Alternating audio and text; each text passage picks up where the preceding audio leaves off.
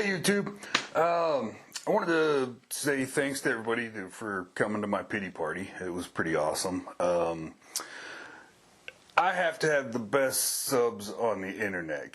You guys are awesome. All the comments, all the support, all the very little of people giving me shit about it. It was a nice, gentle reminder of two very important things. The biggest takeaways from the whole experience of Great Guitar Build-Off. I had a number of people tell me that the competition and or me personally had inspired them to finally do a build or start a build or finish one or get back into it or compete next time. I'm just an idiot in his garage. It never occurred to me that I could ever possibly be an inspiration to somebody, and to hear that is pretty amazing. The other thing I hadn't really thought of at all.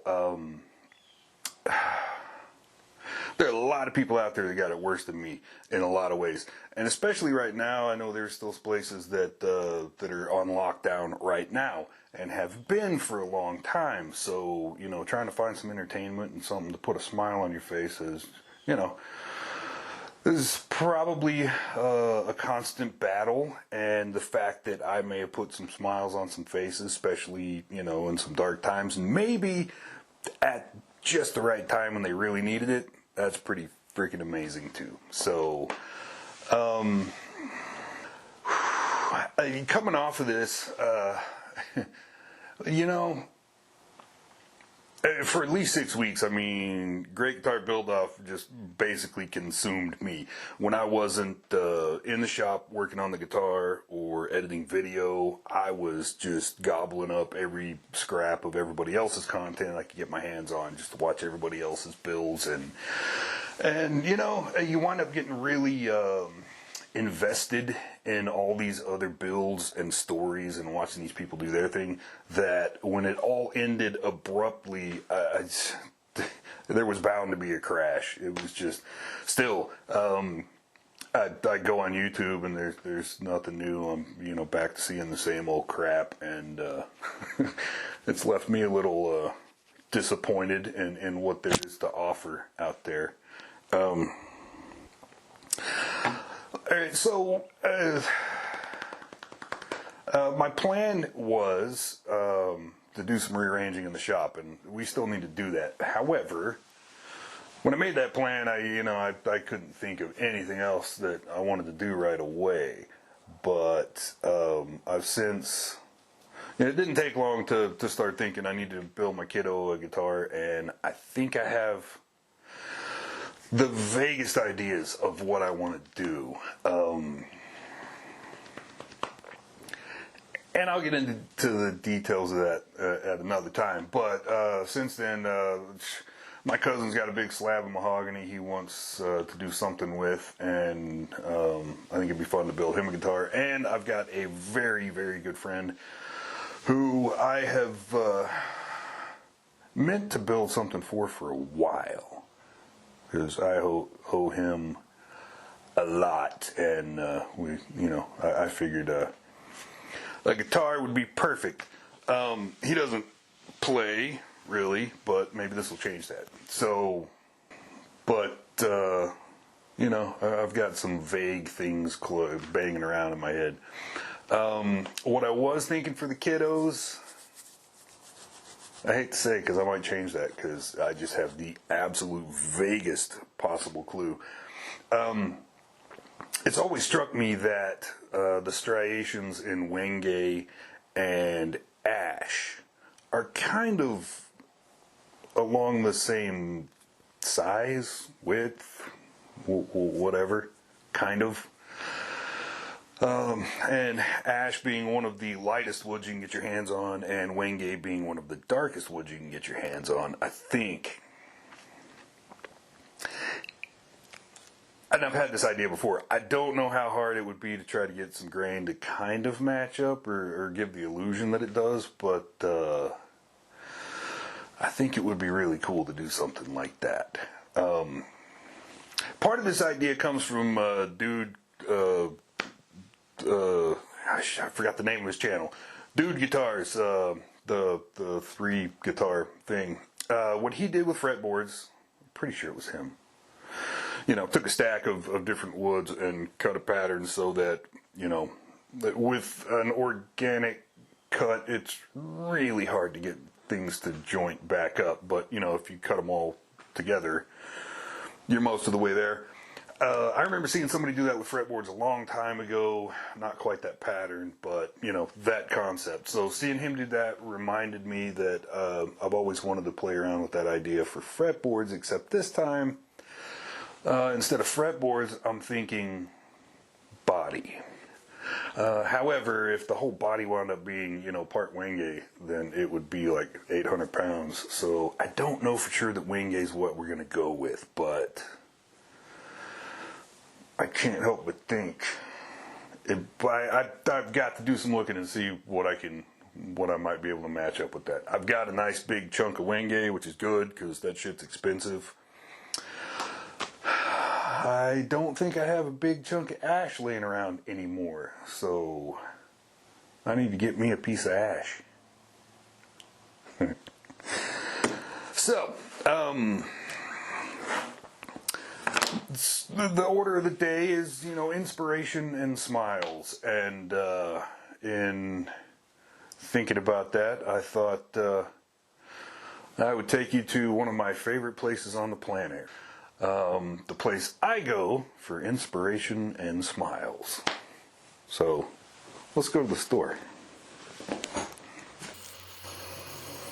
Maybe like, I don't know, a 5-minute drive from my place is the best source for nice exotic hardwoods, at least this side of Dallas. I mean, at least, you know, 300 miles. Acacia hardwood in Lubbock, Texas.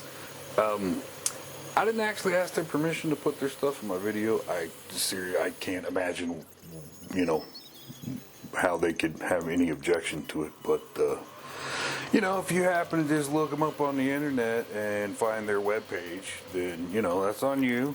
They got a webpage. I don't know if they do any shipping or anything like that, but love this place. All the beauty in the things that I have built, I owe almost entirely to this place. Almost every piece of wood I've ever used in a build has come from here.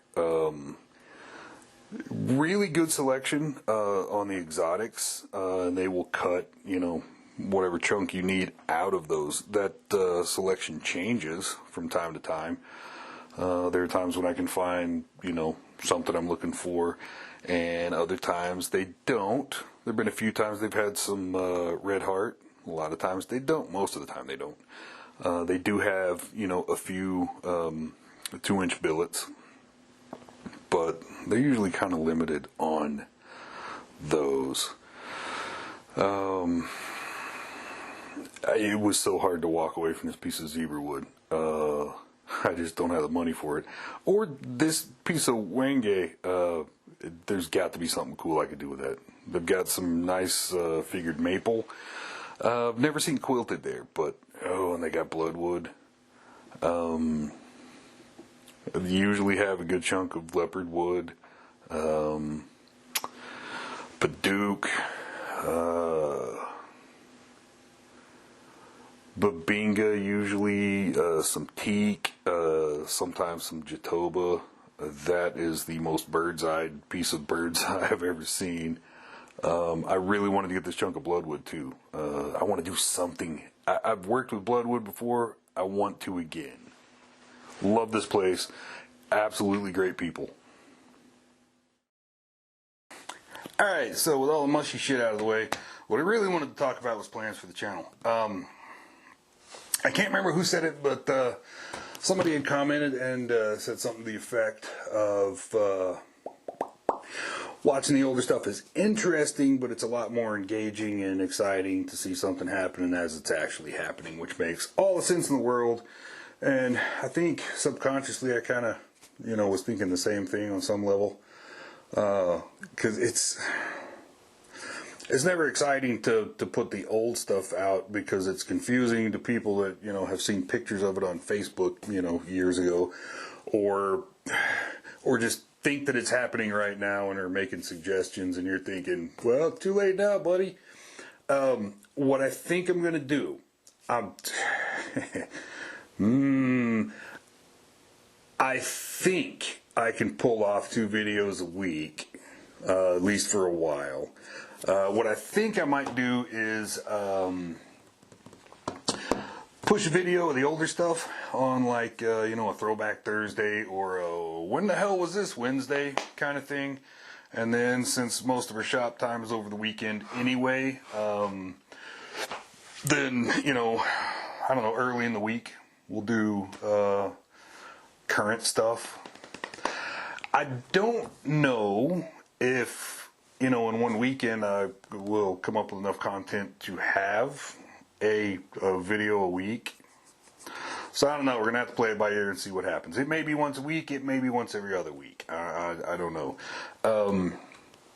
I mean, like, if we did one once a week, it's probably not going to be all guitar building and just steps. But in trying to edit some of these older things, I'm looking at, okay, well, it's time to put the head plate on. Now it's time to carve the neck. Now it's time. The junk that you've seen a million times just on my channel, not to mention everybody else's. So I mean, when it comes time to putting in frets, I tend to give you just a few seconds so you can see that it's happening, and your brain can go, oh yeah, I know where this is going, I know how the rest of this goes, and then move on. I think what we might start doing is talking about things like some of the things that factor into decisions. I want to talk some about wood combinations, wood choices, and some things like that, because one of the things that has always been most inspiring to me at looking at wood, besides the grain, is how different woods look together. It's more color composition and some things like that some of mine, I just accidentally did such a great job with the color combinations that and the contrast that I just still look at them and I'm just amazed. And other pieces I've made just don't have that same quality. But anyway, those are some of the things I want to get into. So some of these videos, may not be build videos. They may be, talking about crap like that, or building jigs, or, God forbid, watch me build another damn template. But I'm going to try, I think, to, like I said, do 2 videos a week, so we can keep moving the older stuff out, because I know they're old builds, but there are some really interesting things in the last few that I really want to share, and I think you would really enjoy.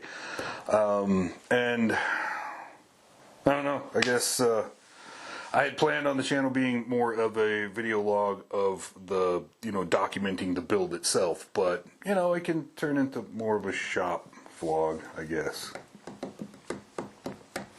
So, anyway, just spent some money on a nice big fat ass piece of ash that has some interesting grain to it, and thank God I had this monster laying around so I didn't have to pay for it today. Problem is, there's nothing in here that's, sometimes you get a piece of wingate and it's got a lot of really tight straight grain and you don't get all this neat wingate-ness.